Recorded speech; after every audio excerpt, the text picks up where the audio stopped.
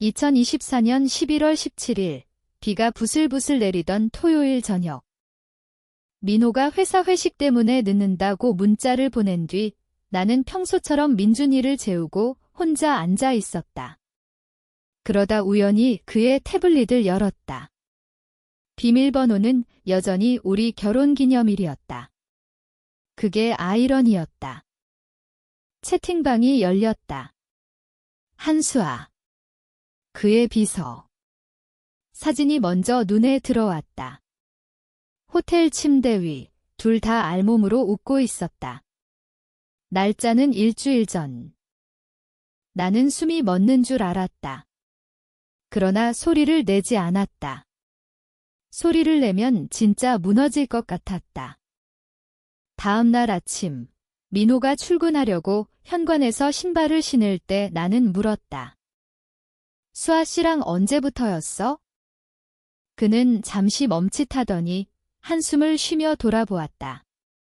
놀란 기색 하나 없었다.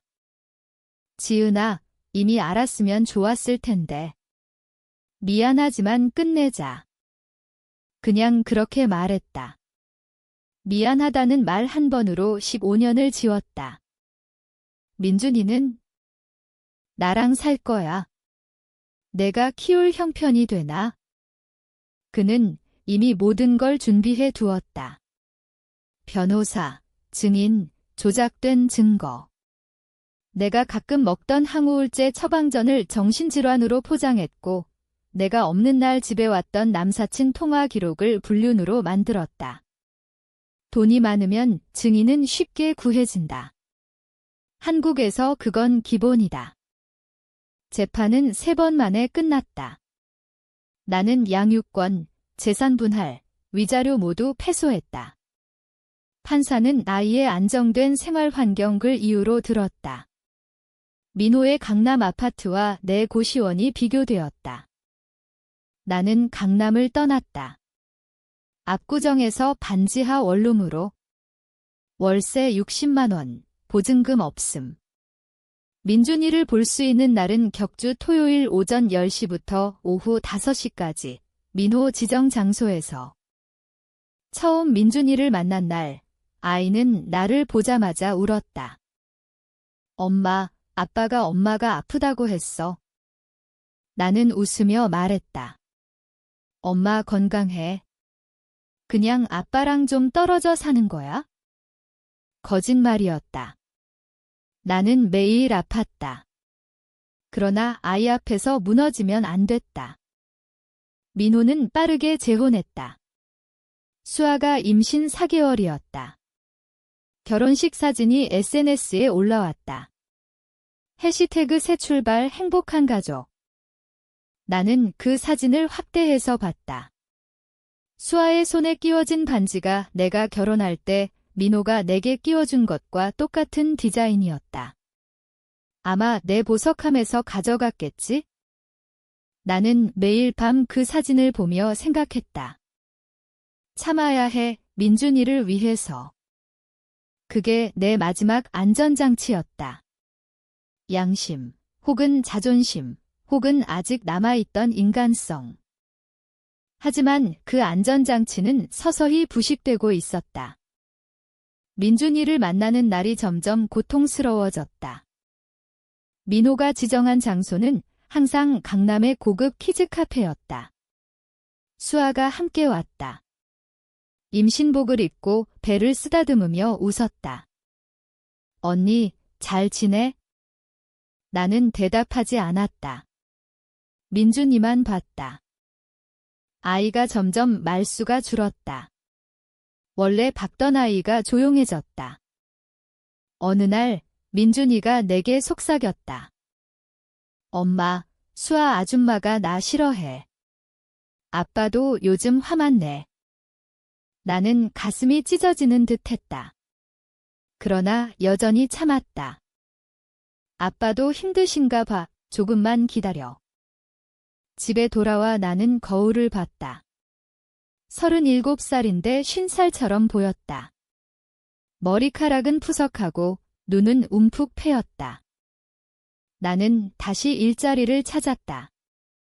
이전에는 민호 회사에서 비서실 보조로 일했지만 이제는 이력서 넣을 때마다 떨어졌다.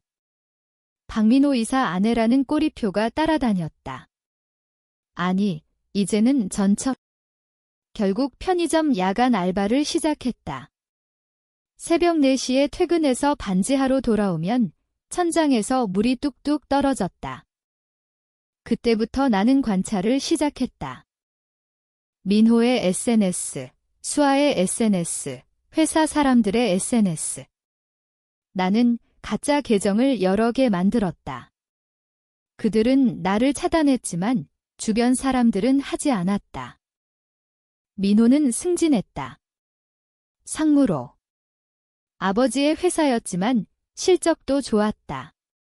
그러나 나는 알았다. 그가 실적을 위해 한 짓을. 예전에 내가 비서실에 있을 때 봤던 것들. 거래처 뇌물, 가짜 경비 처리, 세금 포탈. 나는 그것들을 기억하고 있었다. 아직은 아무것도 하지 않았다. 그냥 기록했다. 수아는 임신 중에도 명품을 샀다. 민호가 카드를 막지 않았다. 오히려 더 줬다. 그러나 균열이 보이기 시작했다. 수아가 올린 스토리에 민호가 늦게 들어오는 날이 잦아졌다. 오빠 또 야근이래 라는 캡션에 이모티콘이 점점 줄었다. 나는 그걸 보며 처음으로 웃었다. 아주 작은 미소였다. 그때 나는 깨달았다. 침묵으로는 아무것도 바뀌지 않는다. 민준이는 점점 더 말라갔다. 키즈카페에서 만난 날 아이 팔에 멍이 있었다. 어떻게 된 거야? 수아 아줌마가 화내서. 나는 그날 처음으로 안전장치가 흔들리는 소리를 들었다. 나는 계획을 세웠다. 급하게가 아니라 천천히. 먼저 정보가 필요했다. 나는 예전에 알던 회계사 아저씨에게 연락했다. 민호 회사 협력업체에서 일퇴한 분이었다. 커피 한 잔 사드리고 물었다. 요즘 회사 분위기 어때요? 아저씨는 한숨을 쉬며 말했다. 민호 상무가 너무 무리해.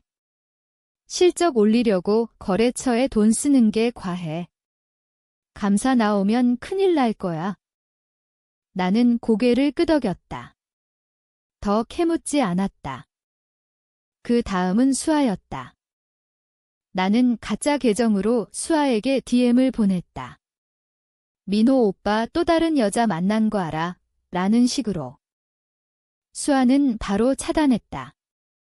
그러나 씨앗은 심어졌다. 민준이를 만나는 날, 나는 수아에게 일부러 말했다. 임신 조심해야지. 스트레스 받으면 안 좋은데. 수아가 날카롭게 물었다. 무슨 뜻이야? 아무 뜻 없어. 그냥 걱정돼서. 그날 이후 수아의 SNS에 민호 사진이 줄었다. 민호는 더 늦게 들어왔다. 회사 스트렉 때문이라고 했지만 나는 알았다. 술집이었다. 나는 증거를 모았다. 민호가 자주 가는 강남의 룸살롱 CCTV를 구할 수는 없었지만 카드 내역은 구했다. 예전에 같이 썼던 카드부 계좌 비밀번호를 아직 몰래 바꾸지 않았다. 거래 내역을 캡처했다. 밤 11시 이후 수백만 원씩. 나는 그것을 익명으로 국세청 홈택스에 제보했다. 특정 기업 임원의 탈세 의혹이라고. 아직은 작게 시작했다. 그러나 그 제보가 들어간 순간 나는 알았다. 돌아갈 수 없다는 걸? 감사가 시작됐다. 회사 내부 감사였다. 처음에는 민호는 괜찮은 척했다. 그러나 점점 표정이 굳어졌다. 수아는 출산을 앞두고 있었다. 그러나 민호가 집에 거의 들어오지 않았다. 민준이가 내게 말했다. 아빠가 매일 싸워. 수아 아줌마가 울어. 나는 아이를 안으며 말했다.